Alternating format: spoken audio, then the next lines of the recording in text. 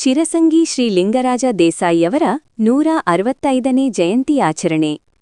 ಸವದತ್ತಿ ತಾಲೂಕಿನಲ್ಲಿ ಅಖಿಲ ಭಾರತೀಯ ವೀರಶೈವ ಲಿಂಗಾಯತ ಮಹಾಸಭೆಯ ಸಂಸ್ಥಾಪಕ ಅಧ್ಯಕ್ಷರಾದ ತ್ಯಾಗವೀರ ಮಹಾದಾನಿ ಶ್ರೀ ಲಿಂಗರಾಜ ದೇಸಾಯಿ ಜಯಂತಿ ಆಚರಿಸಲಾಯಿತು.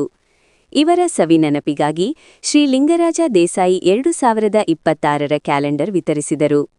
ಈ ಕಾರ್ಯಕ್ರಮದಲ್ಲಿ ಸನ್ಮಾನ್ಯ ಶ್ರೀ ಎಂಬಿ ಪಾಟೀಲ್, ಸೌದತ್ತಿ ಶಾಸಕರಾದ ಶ್ರೀ ವಿಶ್ವಾಸ್ ವೈದ್ಯ, ನವಲಗುಂದ ಶಾಸಕರಾದ ಶ್ರೀ ಎನ್ಎಚ್ ಕೋನರೆಡ್ಡಿ, ಕಿತ್ತೂರು ಶಾಸಕರಾದ ಬಾಬಾ ಸಾಹೇಬ್ ಪಾಟೀಲ್ ಮತ್ತು ವಿರೂಪಾಕ್ಷ ಮಾಮನಿ, ಹಲವಾರು ಮುಖಂಡರು, ಸಮಸ್ತ ಲಿಂಗಾಯತ ಮತ್ತು ಲಿಂಗರಾಜ ದೇಸಾಯಿ ಅವರ ಅಭಿಮಾನಿ ಬಳಗದವರು ಸೇರಿದ್ದರು. ಜಿಲ್ಲಾ ವರದಿಗಾರರು ಅಸ್ಲಂ ನಿಪ್ಪಾಣಿ.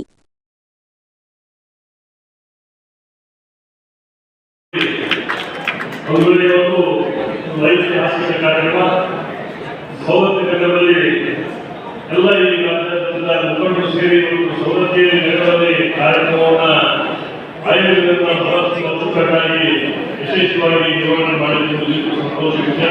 ಮೊಟ್ಟ ಮೊದಲಿಗೆ ಎಲ್ಲ ಮುಖಂಡರಿಗೆ ನಮ್ಮ ಸವದತ್ತಿ ನಗರದಲ್ಲಿ ಮಾಡಬೇಕು ಮಾಡಿದ್ರೆ ಅವರಿಗೆ ನಮ್ಮೆಲ್ಲರಿಗೂ ಈ ಕ್ಷೇತ್ರದ ಶಾಸಕನಾಗಿ ಜನತೆ ಅವರಿಗೆ ನನ್ನ ಅಭಿನಂದನೆಗಳನ್ನ ಈ ಸಂದರ್ಭದಲ್ಲಿ ಸಲ್ಲಿಸಲ್ಪಡುತ್ತದೆ. ಲಿಂಗರಾಜ ದೇಸಾಯಿ ಅವರ ಕೊಡುಗೆ ಅಪಾರ. ಈಗಾಗಲೇ ಬಹಳಷ್ಟು ಜೀವನ ಶೈಲಿಯ ಬಗ್ಗೆ ಭೇಟಿ ಮಾಡಿ ಸಾಹೇಬರು ಬಹಳಷ್ಟು ಅದ್ಭುತವಾದ ಮಾತುಗಳನ್ನು ಆಡಿದರು. ಅವರು ಮೊಟ್ಟ ಮೊದಲು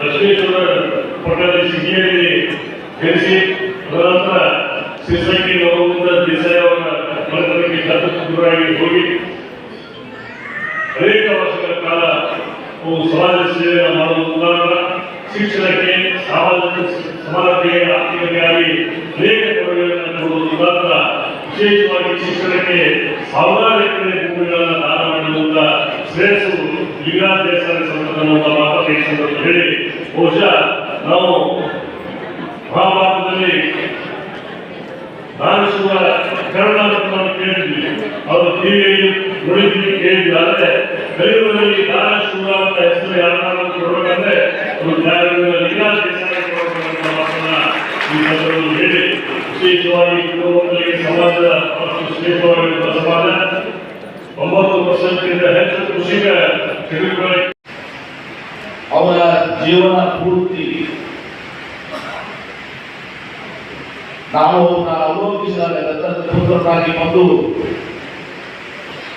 ಈ ಸಂಸ್ಥಾನದ ನೇತೃತ್ವ ವಹಿಸಿಕೊಂಡಾಗ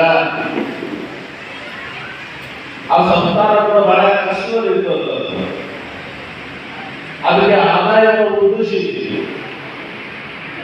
ಆ ಬರುವಂತಹ ಆದಾಯದಲ್ಲಿ ಸಮಸ್ತ ಆ ಸಂಸ್ಥಾನದ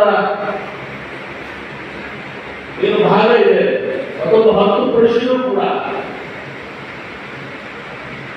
ಅಲ್ಲಿ ಅಭಿವೃದ್ಧಿ ಆಗಬೇಕು, ಸಂಸ್ಥಾನದ ಜನರು ಸುಖವಾಗಿರಬೇಕು, ನೆಮ್ಮದಿಯಿರಬೇಕು, ಸಮೃದ್ಧಿ ಆಗಬೇಕು ಅಂತ ತಿಳ್ಕೊಂಡು ಬಹುಶಃ ನಾವು ಮುಂದಾದ ಅವರು